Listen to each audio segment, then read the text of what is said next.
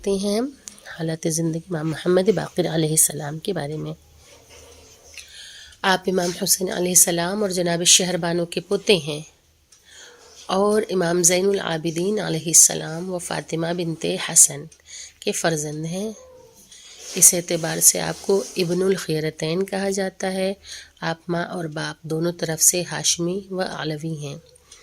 کہ ماں بھی ہے تو امام حسن علیہ السلام کی بیٹی ہیں، اور والد جو ہیں وہ خود امام ہیں، یعنی کہ امام زین العابدین علیہ السلام۔ تو ان پاک و پاکیزہ رشتوں میں آپ جڑے ہوئے ہیں اور آپ ہاشمی اور علوی ہیں۔ یکم رجب المرجب سن 57 ہجری کو مطلع امامت پر 5ویں امام و 7ویں معصوم کی ولادت باسعادت مدینہ منورہ میں ہوئی۔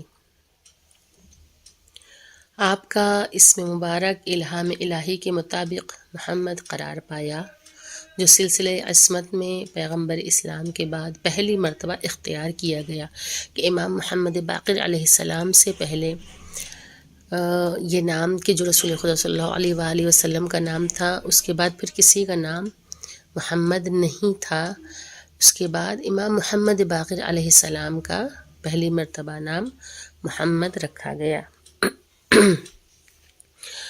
تو آپ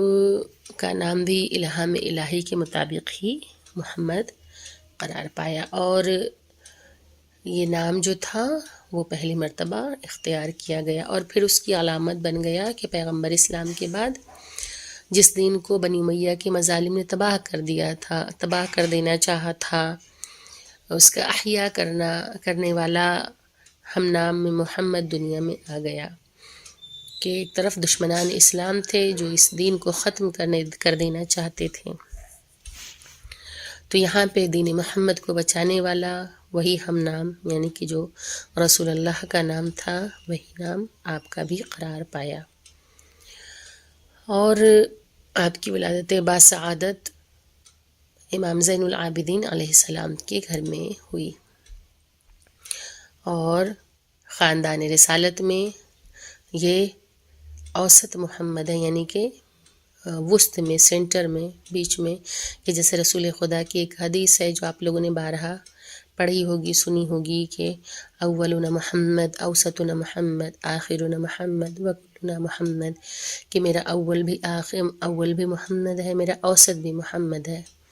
تو اس سے تعبیر جو ہے وہ امام محمد باقر علیہ السلام ہے۔ وہ آخرنا محمد کون ہے؟ وہ آخر جو ہے امام مہدی آخر الزمان علیہ السلام ہیں، کہ جنہیں